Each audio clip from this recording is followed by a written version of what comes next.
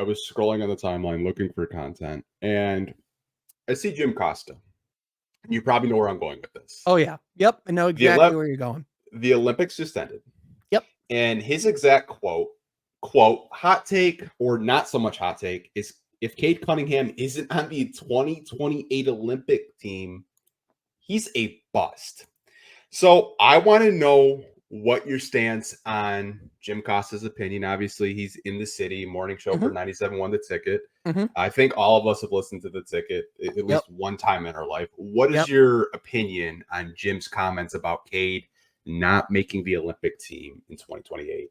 So let me preface my comments with I am a big Jim Costa fan as a person and his content. He actually, before coming on 97.1, he was actually in Grand Rapids on a show called Big Drew and Jim. And I actually listened to him quite a bit over here on my home side of the state. So I have a lot of respect and admiration for his hustle, his journey. And I think, especially compared to certain other people that work on that network, I think he actually knows quite a bit about basketball. Having said that, I understand the premise of Jim's take, but I also think that is the completely wrong parameters to be looking at whether or not Cade Cunningham is a bust. Specifically, when you consider, first of all, just how deep the United States roster is compared to every other team in the world. I mean, don't get me wrong, NBA talent is spreading, more and more between each country, but even in 2028, even when there won't be LeBron, Kevin Durant, or Steph Curry, there's going to be Cooper Flag is very much going to be in that conversation. You're going to have, Tyrese Halliburton. You're still going to have Jason Tatum. You're going to have Jaylen Brown. Like there's not a lot of names really going anywhere.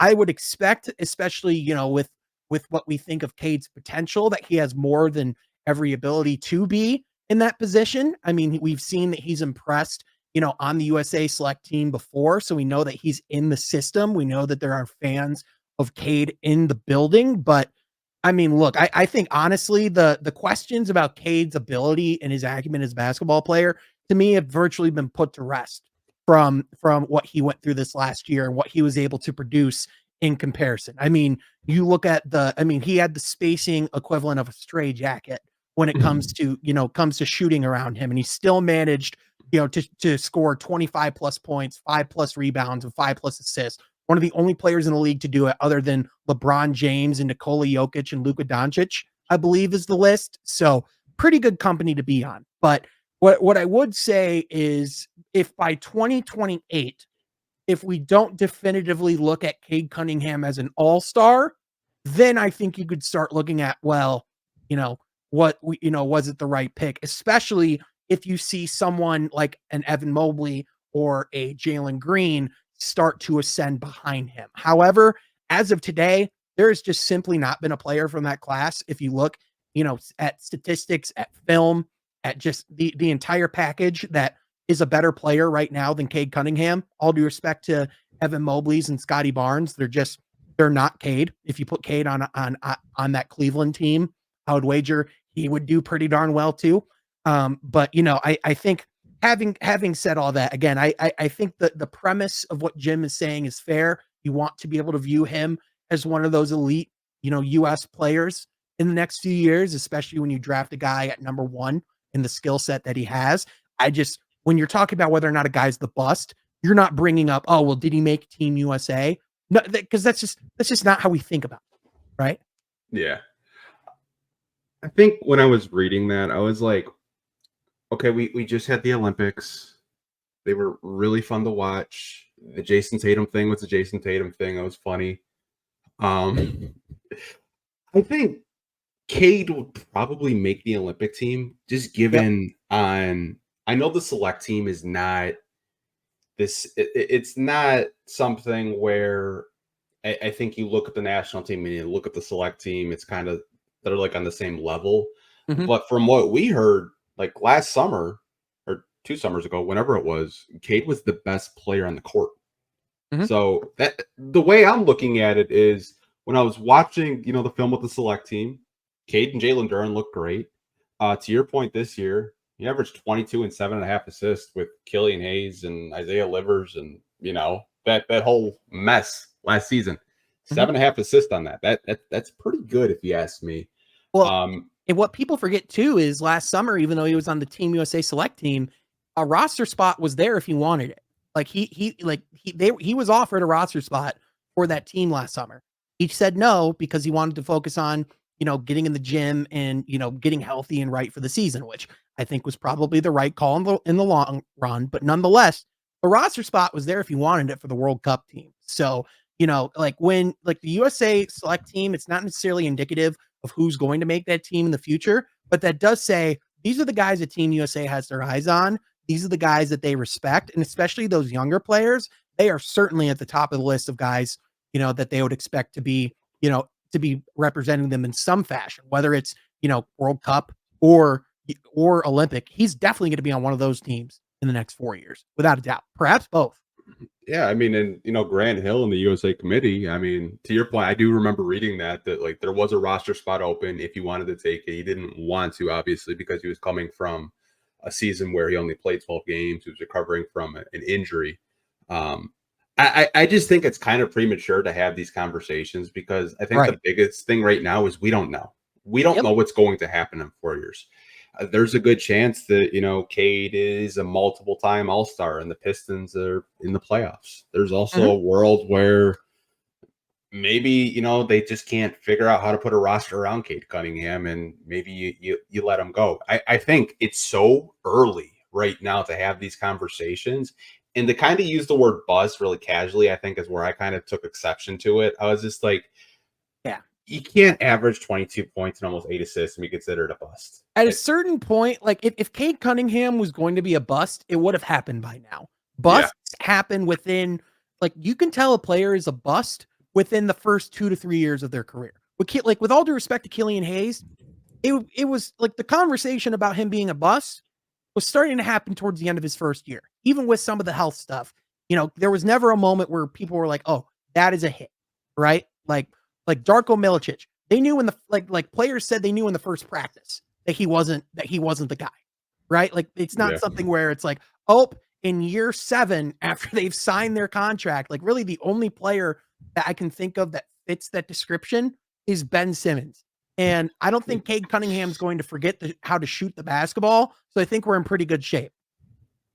Yeah, I remember, I don't even know why I remembered it, but people were comparing Cade to Michael Carter Williams, like his rookie year. Like I think it was a 97. I don't think it was Jim, but I know it was a 97-1, the ticket host, comparing them to Michael Carter Williams and saying like he'll have a good rookie year, but he's not going to adapt to the NBA. What I thought was just a complete bad take. It's a take. That is a take. Yeah, it's a very cold take.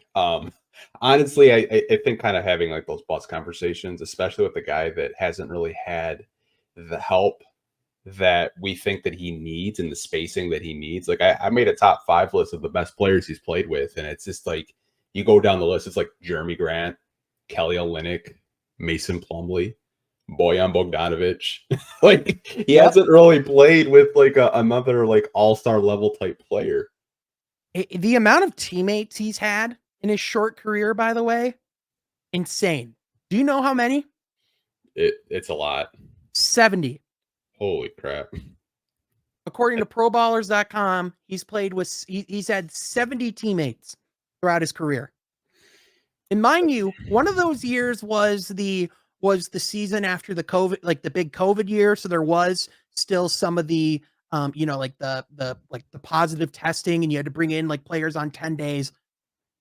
But then the next year, when that wasn't a factor, they broke that record of most players to ever play for the Pistons in a single year.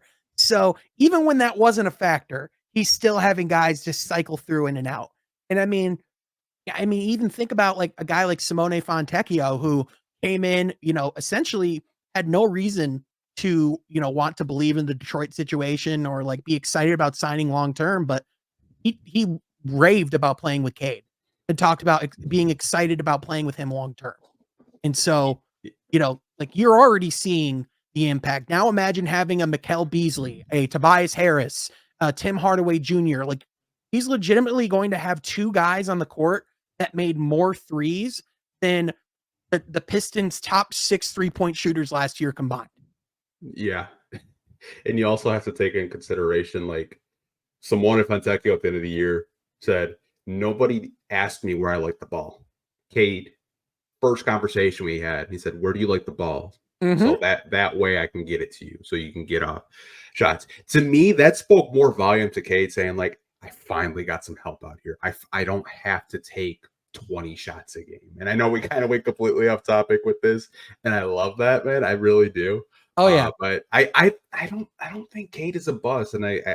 it kind of it annoyed me when I read it. It was just like, I get it's August, I get there's nothing to talk about. Half the city was upset that they didn't trade Tarek Skubal so they could have something to talk about. And he's playing against the Yankees right now, and he looks really good. I don't know what it is about local radio station where they want to trade our best players like Cade and Tarek Skubal, and I don't get it, man. Like, do you want us to be miserable? Yeah. It's almost like the, oh well, we're not going to be good right away, so we might as well get a haul. But I think people just take for granted just how hard it was for Detroit to get a Cade Cunningham. Again, do people remember the last time we had the number 1 overall pick before Cade? It was 51 years. It was 1970 when Bob Lanier was the number 1 overall pick. And unless I'm mistaken, there was not a lottery system back in 1970. So they did not get the number 1 pick, by the luck of ping pong balls until 2021. Every other year, the last 3 years, they got the number 5 pick 3 years in a row. And so now those same people that are trashing the Pistons for relying on the lottery luck, going for the ping pong balls, are now saying, trade Cade, go keep doing that. What? Yeah, yeah. It makes sense, man.